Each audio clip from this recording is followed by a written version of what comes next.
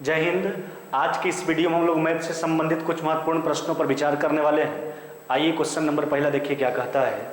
कहता है ए, बी और सी जो है ना, किसी कार्य को 2 घंटा में पूरा कर सकता है। यदि ए उस कार्य को अकेले 6 घंटा में और बी 5 घंटा में करता है तो कहता है सी अकेला उस कार्य को कितना समय में करेगा। देखिए बात समझिएगा। यहाँ पर कहता है कि ए, बी और सी है ना, यह तीनों मिलकर जो है काम को 2 घंटा में करता है, जबकि ए अकेला जो है उस काम को 6 घंटा में करता है और बी अकेला कितना घंटा में करता है, 5 घंटा में। देखिए ना, तो लॉसम मेथड से हम पूरा कार्य जूम कर लेंगे। तो यहाँ से पूरे कार्य पर विचार कर लीजिए। तो 2, 6, 5 का लॉसा कितना हो जाएगा आपका 30 है ना। तो पूरा कार्य कितना हो गया आपका 30 यूनिट है ना। तो पूरा कार्य हमने 30 यूनिट मान लिया।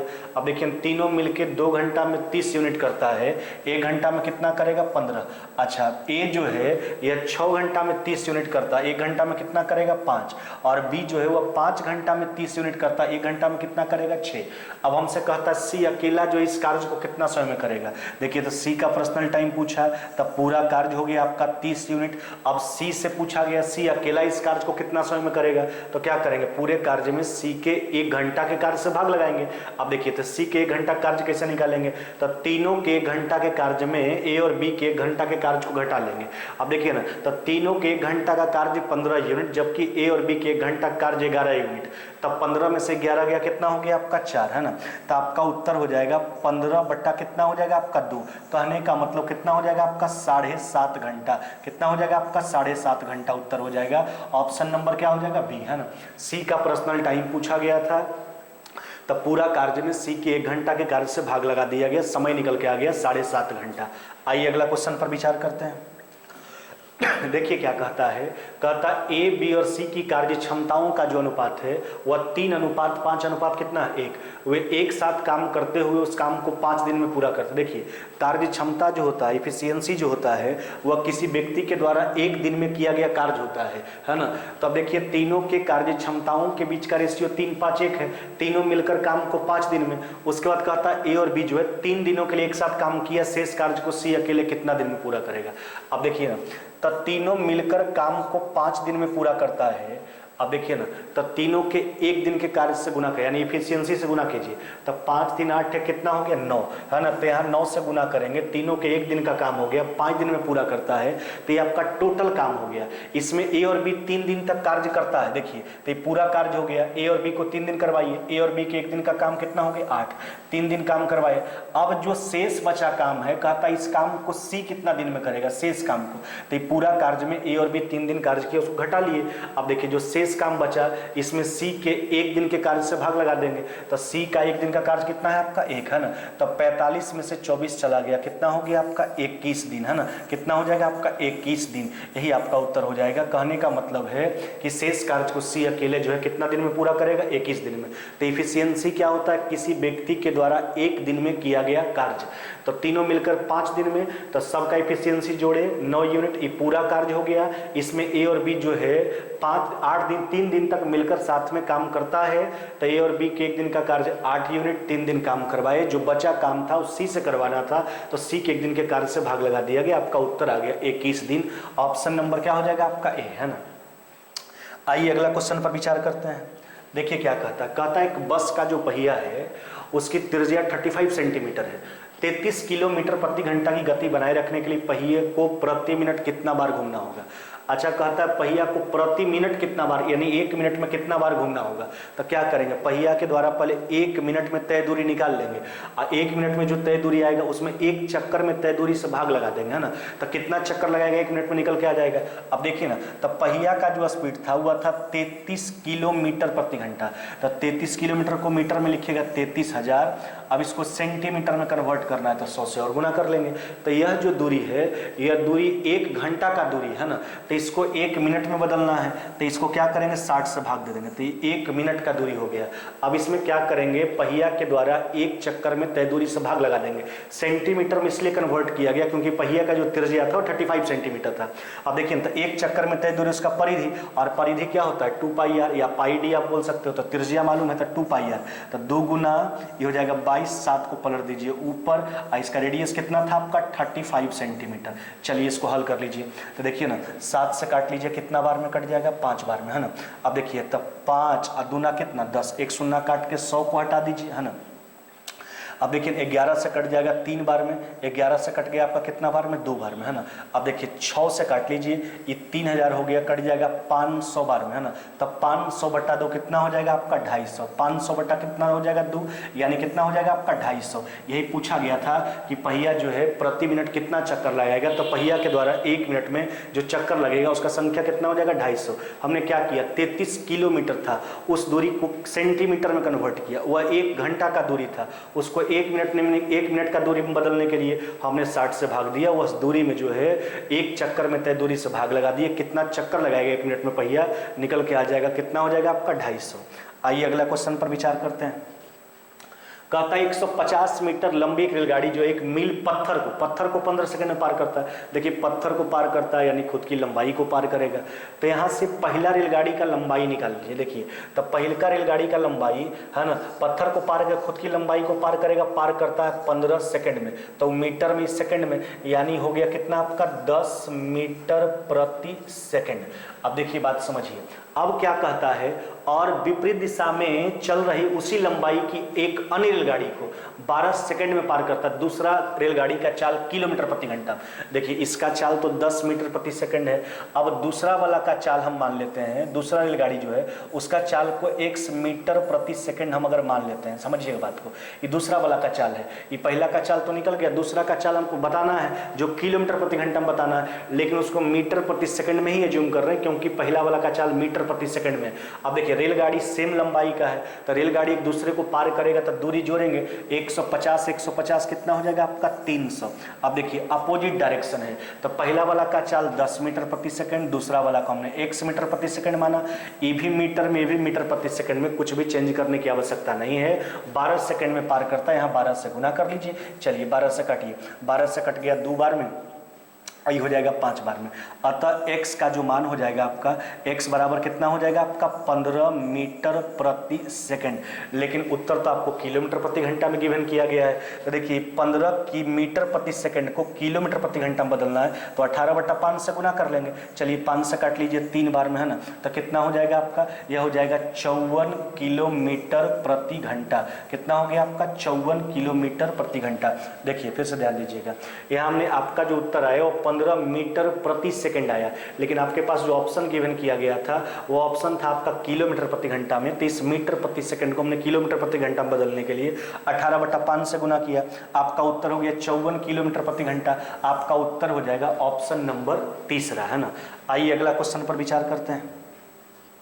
कहता एक व्यक्ति जो है 1 किलोमीटर ऊर्ध्व प्रवाह, देखिए धारा के साथ जब चलते हैं उसी को अनुप्रवाह कहा जाता है, धारा के विपरीत जब चलते हैं तो उसको ऊर्ध्व प्रवाह बोला जाता है ना। तो देखिए अनुकूल को अनुप्रवाह, है ना, जबकि प्रतिकूल को ऊर्ध्व प्रवाह। तो इसको अनुकूल को ही दूसरा नाम अनुप्रवाह कहते हैं, जिसको डाउनस्ट्रीम आप बोलते हैं। धारा के विपरीत चाल को ऊर्ध्व प्रवाह बोला जाता है, प्रतिकूल चाल बोला जाता है। तो ऊर्ध्व प्रवाह कहने वाला धारा के विपरीत यानी अपस्ट्रीम यहाँ से निकल के आएगा। अब देखिए बात समझिए, 1 किलोमीटर का दूरी 10 मिनट में, चाल निकाल लेते हैं अपस्ट्रीम यानी धारा के विपरीत वाला चाल, ऊर्ध्व प्रवाह। देखिए तो 1 किलोमीटर का दूरी 10 मिनट में, तो किलोमीटर में है, ये मिनट में, इसको घंटा में कन्वर्ट करने के लिए 60 से भाग देंगे, तो ये हो गया आपका 6 किलोमीटर प्रति घंटा, है ना। यानी क्या निकल के आ गया आपका? अपस्ट्रीम। अब हम निकालेंगे डाउन स्ट्रीम यानी धारा के साथ वाला चाल, जिसको आप अनुकूल चाल कहते हो यानी अनुप्रवाह चाल। अब देखिए क्या कहता है, और वही 1 किलोमीटर का दूरी धारा के साथ जो है 4 मिनट में ही तय कर लेता है व्यक्ति। तब 1 किलोमीटर का दूरी 4 मिनट में, इसको घंटा में कन्वर्ट करने के लिए 60 से भाग देंगे, तो इसको काट लीजिए 15 बार में। यह कितना हो गया आपका? यह हो गया 15 किलोमीटर प्रति घंटा।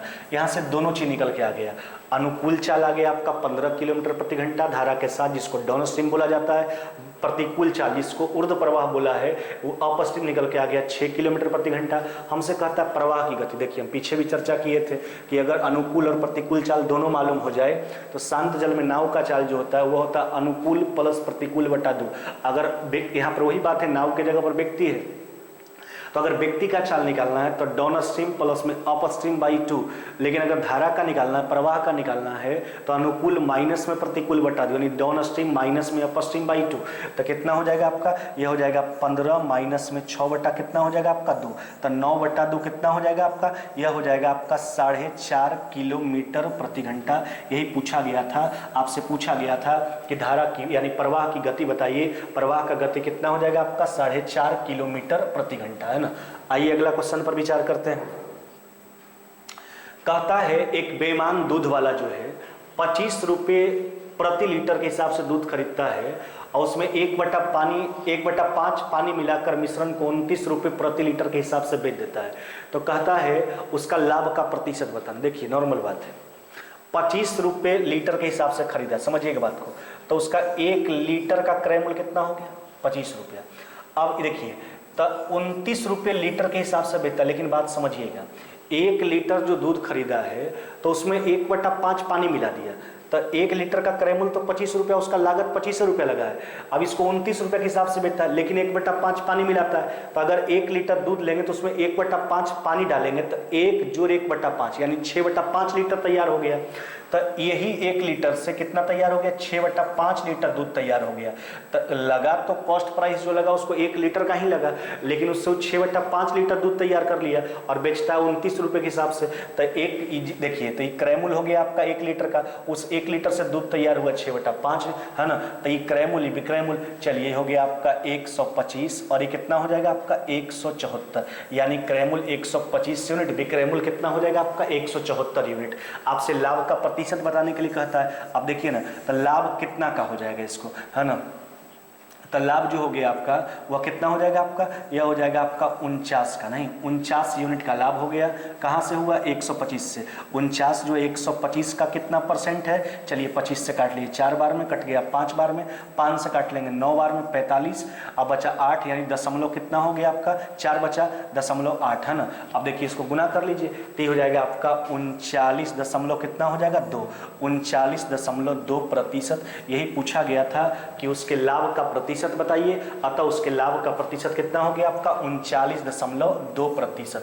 आइए अगला क्वेश्चन पर विचार करते हैं। कहता है एक समलंब प्रिज्म 6 सेंटीमीटर आधार वाले एक समबाहु त्रिभुज पर स्थित है, उसका आयतन 81√3 सेंटीमीटर क्यूब है, प्रिज्म का ऊंचाई बताना है। देखिए जहां तक प्रिज्म के आयतन का सवाल है, प्रिज्म का आयतन होता क्या है, आधार का क्षेत्रफल गुने ऊंचाई। आधार में समबाहु त्रिभुज है ना, तो समबाहु त्रिभुज का क्षेत्रफल क्या हो जाएगा √3/4 इंटू भुजा स्क्वायर। अब देखिए तो उसका भुजा कितना था समबाहु त्रिभुज का 6, तो 6 का स्क्वायर, ये आधार का क्षेत्रफल हो गया। ऊंचाई को मान लेते हैं कितना h, और जबकि इसका आयतन कितना दे रखा है 81 रूट कितना 3, यही h का मान बता देना। देखिए √3 से √3 काट लीजिए आप, है ना, 4 से कट जाएगा 36 9 बार में, 9 से इसको 9 बार में काट लीजिए, अतः h का जो मान हो जाएगा h बराबर कितना हो जाएगा आपका 9 सेंटीमीटर। यही पूछा गया था आपसे, है ना, कि उस प्रिज्म का ऊंचाई बताइए, अतः उस प्रिज्म का ऊंचाई जो हो जाएगा कितना हो जाएगा आपका 9 सेंटीमीटर। आयतन दिया था, है ना, जबकि उसका आधार समबाहु त्रिभुज है, प्रिज्म का आयतन आधार का क्षेत्रफल गुने ऊंचाई, समबाहु त्रिभुज का क्षेत्रफल √3/4 इंटू भुजा स्क्वायर, ऊंचाई को हमने h माना, आयतन के बराबर कर लिया गया, h का मान 9 सेंटीमीटर। ऑप्शन नंबर क्या हो जाएगा आपका ए। आइए अगला क्वेश्चन पर विचार करते हैं। कहता है त्रिभुज ABC का बात किया गया, इसमें कोण A प्लस कोण B बराबर 65, जबकि कोण B प्लस कोण C बराबर 140। आपसे कोण B का मान पूछा। अच्छा देखिए ना, कोण B बताना। अच्छा सोचो अगर E वाला इक्वेशन को और E वाला इक्वेशन को दोनों को आप जोड़िएगा तो इसमें 4 कोण का चर्चा हो जा रहा है, A B C, एक B का रिपीटेशन हो जाएगा। अब देखिए तो जोड़िए इसको, तो 65 प्लस में कितना, ये हो जाएगा 65 प्लस में कितना हो गया आपका 140। तो सोचिए 4 कोण हो गया, तो 4 कोण में क्या है 3 कोण एक साथ में B का रिपीटेशन। तो इसमें क्या करेंगे, त्रिभुज के तीनों कोण को घटा लेंगे, जो रिपीट है उसका मान निकल के आ जाएगा, रिपीट B है, और त्रिभुज के तीनों कोणों का योग कितना 180, यानी 180 घटा लीजिए, जो बचेगा वो B का मान बन जाएगा। तो हो गया आपका कितना 205, 180 घटा लेंगे कितना हो जाएगा आपका 25 डिग्री, कितना हो जाएगा आपका 25 डिग्री। ऑप्शन नंबर क्या हो जाएगा आपका दूसरा। यहाँ पर क्या किया हमने, दोनों इक्वेशन को जोड़ा, जैसा ही जोड़िएगा तो कोण A प्लस में 2 कोण B प्लस में कोण C बराबर में 205, और उसमें 180 घटा लीजिए, त्रिभुज के तीनों कोणों का 180, अतः कोण B का मान आ जाएगा 25 डिग्री। आइए अगला क्वेश्चन पर विचार करते हैं।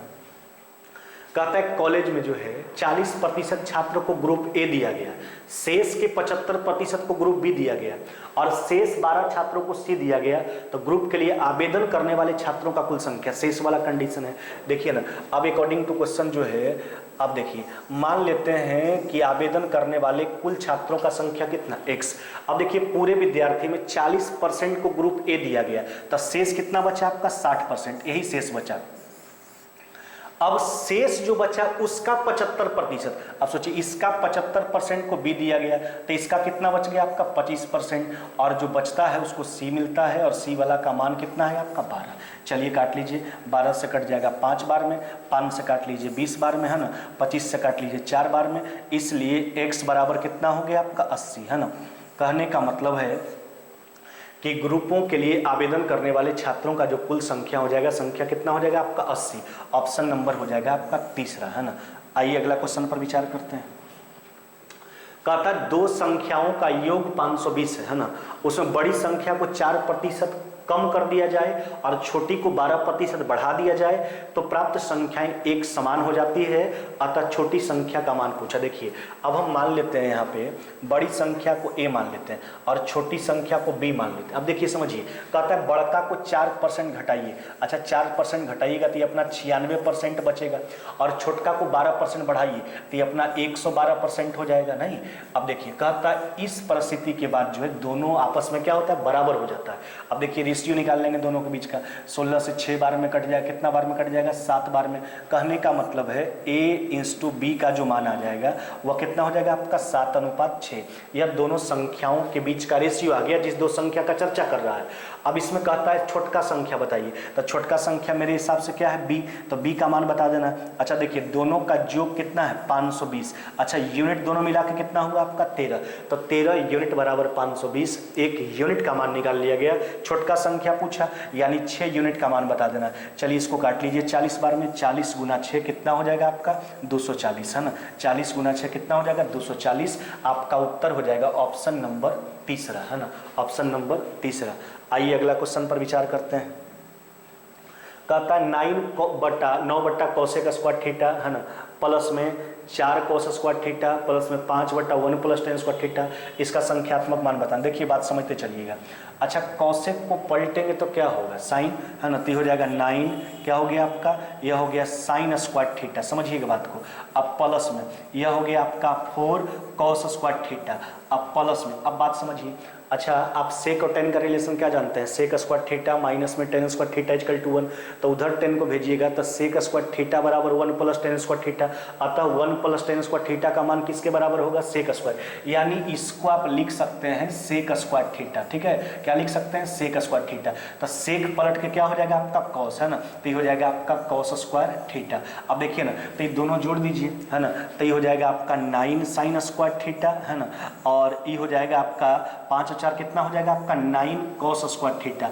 अब एक बात का ध्यान दीजिए आप, देखिए जब आप 9 कॉमन कर लीजिएगा, 9 कॉमन कीजिएगा तो एक जगह बचेगा साइन स्क्वायर थीटा और एक जगह बचेगा cos square theta. Sine square theta plus में cos square theta, constant value मान कितना 1, तो उसका मान 1 हो जाएगा, अतः 9 × 1 आपका उत्तर कितना हो जाएगा 9। ऑप्शन नंबर क्या हो जाएगा आपका तीसरा, है ना, ऑप्शन नंबर तीसरा। आइए अगला क्वेश्चन पर विचार करते हैं। कहता ए सब्जियों को जो है 35% के लाभ पर बेचता है ना। अब आगे देखिए क्या कहता है, तथा तोलने के लिए उस भार का प्रयोग करता है जो कि वास्तविक भार से 10% कम है, उसका कुल लाभ प्रतिशत बताना है। देखिए एक बात समझिए, एक तो 35% लाभ पर बेचता है और उसके बाद कम बाट यानी डंडे भी मार ले रहा है 10%, है ना, तो कम बाट का प्रयोग भी कर ले रहा है, उसका लाभ का प्रतिशत बताना। देखिए जो सब्जी विक्रेता है उसके 1 kg का क्रय मूल्य हम मान लेते हैं कितना 100 रुपया 1 kg सब्जी का। अब देखिए इसको 35% लाभ पर बेचता है, यानी बेचता कितना में है 135 में, लेकिन सोचिए कह के दे रहा है 1 kg, लेकिन सामान्य 10% कम में तोलता है, तो 1 kg यानी 1000 से 10% कम कीजिएगा तो 900 ग्राम तोलता है, तो 1000 ग्राम का क्रय मूल्य 100 रुपया, तो 900 ग्राम का कितना हो जाएगा 90 रुपया। तो हकीकत में 90 रुपया का ही सामान दे रहा था और बेच कितना में रहा था 135 में, अतः इसका लाभ कितना हो जाएगा 45 रुपया का। कहाँ से होगा 90 से, है ना, तो 45 जो है 90 का कितना % है, चलिए इसको 2 बार में 2 से काट लीजिए 50 बार में, यानी कितना हो जाएगा आपका 50% का प्रॉफिट हो जाएगा इस केस में उसको, है ना। कितना हो जाएगा आपका टोटल 50% का लाभ हो जाएगा। ऑप्शन नंबर क्या हो जाएगा आपका ए, है ना। ऑप्शन नंबर क्या हो जाएगा आपका ए, है ना। आइए अगला क्वेश्चन पर विचार करते हैं। कहता ए बी सी की माध्यिकाएं ए डी बी और सी एफ परस्पर जी पर काटती है। ए बी सी का क्षेत्रफल 108 वर्ग सेंटीमीटर है, ए जी बी का क्षेत्रफल। एक बात ध्यान दीजिएगा, जहां तक माध्यिका मीडियन का सवाल है तो माध्यिका का मतलब क्या होता है, किसी त्रिभुज के शीर्ष से उसके सम्मुख भुजा पर खींची गई वैसी रेखा जो आधार को दो बराबर बराबर भागों में क्या करती है, बांटती है। तो माध्यिका का काम होता है बेस को दो बराबर बराबर भाग में क्या करना, बांटना। अब आगे सुनिए, देखिए अगर किसी त्रिभुज का आप एक माध्यिका खींचिएगा तो त्रिभुज दो बराबर बराबर भाग में बढ़ता है ना, उसका क्षेत्रफल दो बराबर भाग में बढ़ जाता है। लेकिन अगर किसी त्रिभुज का तीनों माध्यिका आप खींच दीजिएगा तो त्रिभुज 6 बराबर भाग में बढ़ जाता है। अब देखिए बात समझिए, यहाँ पर जो चर्चा किया गया हमसे वह त्रिभुज एबीसी का बात किया गया। यह हो गया आपका ए, ई हो गया आपका बी और ये क्या हो गया आपका सी। इसमें एक माध्यिका खींचा गया आपका एडी, दूसरा माध्यिका खींचा गया आपका बीई, और जबकि तीसरा जो माध्यिका खींचा गया वह उसका नाम कितना है, सीएफ। अब देखिए, और ये सब जो है कौन बिंदु पर काटता है, यह बिंदु का नाम हो गया आपका जी। अब कहता है पूरे त्रिभुज एबीसी का क्षेत्रफल 108 वर्ग सेंटीमीटर है। अभी हमने बोला कि अगर आप त्रिभुज का एक माध्यिका खींचोगे त्रिभुज दो बराबर भाग में उसका क्षेत्रफल बढ़ता है, त्रिभुज का तीनों माध्यिका खींचिएगा उसका क्षेत्रफल 6 बराबर भागों में बढ़ जाएगा। कहने का मतलब 1 2 3 4 5 6 बराबर भाग में बटेगा इसका क्षेत्रफल और सब भाग बराबर होगा तो 6 भाग में बटेगा, तो 6 भाग में बांट लीजिए। अब एजीबी का क्षेत्रफल पूछा है। देखिए एजीबी कहने का मतलब इसमें दो भाग हो गया, एक भाग ई एक भाग ई, तो दो भाग का मान बता देना। तो यहाँ पर दो से गुना कर लीजिए, हमने एक भाग निकाल चुका था। अब देखिए तो 18 बार में कट जाएगा, 18 गुना 2 कितना हो जाएगा आपका 36, है ना। कितना हो जाएगा आपका 36 सेंटीमीटर स्क्वायर। तो बस केवल इसी बात का ध्यान रखना है कि अगर किसी त्रिभुज का हम एक माध्यिका खींचेंगे तो त्रिभुज दो बराबर भाग में बटेगा उसका क्षेत्रफल। अगर किसी त्रिभुज का तीनों माध्यिका खींचा जाएगा तो उसका क्षेत्रफल जो है 6 बराबर भागों में बढ़ जाएगा। आपका उत्तर हो जाएगा 36 वर्ग सेंटीमीटर, ऑप्शन नंबर दूसरा, है ना। ऑप्शन नंबर दूसरा। आइए अगला क्वेश्चन पर विचार करते हैं। कहता है 4 पर पावर 10 गुना 7 पर पावर 3 गुना 16 पर पावर 2 गुना 11 गुना 10 पर पावर 2 में अभाज्य गुणनखंडों का संख्या पूछा गया। अब देखिए अभाज्य गुणनखंड कहने का इसका जितना भी खंड होना चाहिए सारा का सारा अभाज्य संख्या के रूप में। अब देखिए, तो अगर प्रश्न गुना के रूप में दिया जाता है, ध्यान दीजिएगा, अगर प्रश्न गुना के रूप में दिया जाता है तो प्रत्येक संख्या का अलग अलग अभाज्य खंडों की संख्या निकालकर जोड़ना पड़ता है। अगर भिन्न के रूप में रहता है तो उसमें अंश वाला का अलग निकालते हैं, हर वाला का अलग निकालते हैं, अंश वाला में हर वाला घटाते हैं, तब मेरा उत्तर प्राप्त होता है। कि अभी तो गुना के रूप में है तो इसका अलग निकालेंगे, इसका अलग निकालेंगे, इसका अलग, इसका अलग, इसका अलग। अगर गुना के रूप में हमने क्या बोला, सबको जोड़ेंगे। अब देखिए, तो पावर वाले संख्या का अभाज्य गुणनखंडों का संख्या कैसे निकालते हैं, बेस के अभाज्य खंडों की संख्या गुना पावर। तो सबका बेस का अभाज्य गुणनखंड निकालिए। देखिए 4 को तोड़िएगा, सबसे छोटी अभाज्य संख्या 2, एक से मत तोड़ दीजिएगा तो 2 से लगाएंगे तो ये हो गया 2। अच्छा 7 तो खुद एक अभाज्य संख्या है। अब बात 16 का, तो 16 को तोड़िए तो ये हो जाएगा 2, ये हो गया आपका 8, है ना। 2 कितना हो गया आपका 4, फिर 2 से कितना हो गया आपका 2। 11 तो खुद एक अभाज्य संख्या है। अब एक संख्या और देखना है, वह संख्या क्या है आपका 10। अब देखिए 10 को तोड़िएगा तो 2 और कितना हो जाएगा आपका 5। हमने सबके बेस को तोड़ लिया। अब हम क्या बोले हैं याद रखिए, तो इसका अलग निकालना होगा, सबका बारी बारी, इसका अलग, इसका अलग, इसका अलग और इसका अलग, सबको जोड़ेंगे गुना के रूप में। अब देखिए, तो पावर वाली संख्या का अभाज्य गुणनखंडों की संख्या निकालने के लिए बेस के अभाज्य खंडों की संख्या गुना पावर। अब देखिए ना, तो 4 का अभाज्य खंड का संख्या कितना 2, पावर से गुना कर लीजिए, कितना हो गया आपका 10, है ना। प्रश्न गुना के रूप में हमने बोला, गुना के केस में जोड़ेंगे। अच्छा 7 तो खुद एक अभाज्य संख्या, इसका एक खंड आएगा, पावर से गुना कर लीजिए। अब प्लस में 16 का कितना खंड आया आपका 4 अभाज्य संख्या है, अभाज्य का गुणनखंड आया, इसमें पावर से गुना कर लीजिए। 11 तो खुद एक अभाज्य संख्या है और उस पर पावर भी कुछ नहीं, इसका मतलब इसका केवल एक ही अभाज्य खंड होगा। अच्छा जहां तक 10 का सवाल है तो 10 का 2 खंड आया, पावर कितना है आपका 2। तो बस इस बात का ध्यान रखिएगा कि अगर पावर वाला संख्या का अभाज्य गुणनखंड निकालना है तो उसके बेस के अभाज्य खंडों की संख्या गुना पावर। और अगर प्रश्न गुना के रूप में दिया गया तो सबका अलग अलग निकाल के जोड़ेंगे। अगर प्रश्न भिन्न के रूप में दिया गया तो उसमें अंश वाला का अलग निकालेंगे, हर वाला का अलग निकालेंगे, अंश वाला में हर वाला घटाएंगे। अब देखिए, तो यह कितना हो गया आपका, ये हो गया आपका 20 प्लस में 3 प्लस में 8 प्लस में 1 प्लस में कितना हो जाएगा आपका 4, है ना। अब देखिए आगे ध्यान दीजिएगा। अब देखिए जोड़ लीजिए इसको, तो ये हो गया आपका 23 8 31, है ना। देख लीजिए फिर से एक बार, 23 8 कितना हो गया आपका 31, 1 32 और 4 कितना हो जाएगा आपका 36 है ना, कितना हो जाएगा आपका 36 है ना। देख लीजिए फिर से एक बार, तो हो जाएगा 2 और गुना 10 है ना, 4 का हो गया कितना खंड आपका अभाज्य गुणनखंड, 2 पावर से गुना किया, 7 का 1 खंड पावर से गुना कर लिया गया, 16 का 4 खंड पावर से गुना किया, 11 तक खुदे का अभाज्य संख्या, 10 का 2 अभाज्य गुणनखंड पावर से गुना किया गया, तब 20 और 3 ये हो गया 8, 1 कितना हो गया आपका, यह हो गया 4, तो 23 8 31 1 32 और 4 कितना हो जाएगा आपका 36। कहने का मतलब टोटल अभाज्य गुणनखंडों की संख्या कितना हो जाएगा आपका 36। आइए अगला क्वेश्चन पर विचार करते हैं। कहते हैं यदि एक समबाहुभुज का प्रत्येक अंतःकोण का माप उसके बाह्य कोणों के माप का क्या है, दुगुना है ना, तो उस बहुभुजों की भुजाओं का संख्या पूछा गया। अब देखिए बात समझिए, एक समबाहुभुज का बात किया गया, कहता है इसके प्रत्येक अंतःकोण का माप जो है वह बाह्य कोणों का दुगुना। देखिए अगर बाह्य कोण 1 यूनिट है तो अंतःकोण आपका कितना हो जाएगा 2 यूनिट है ना। अब देखिए बात समझिए, आप जानते हैं किसी भी बहुभुज में एक अंत और एक बाह्य कोणों का योग कितना होता है 180।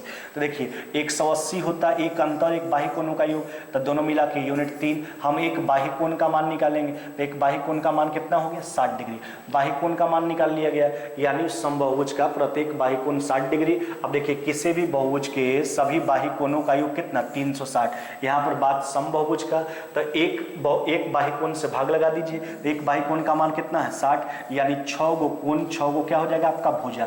यही पूछा गया था कि उस समबाहुभुज में भुजाओं का संख्या बताइए, अतः उस समबाहुभुज में भुजाओं का जो संख्या है वह संख्या कितना हो जाएगा आपका 6। ऑप्शन नंबर क्या हो जाएगा आपका 1 है ना। चलिए आज के वीडियो में बस इतना ही, मिलते हैं आगे नेक्स्ट वीडियो में।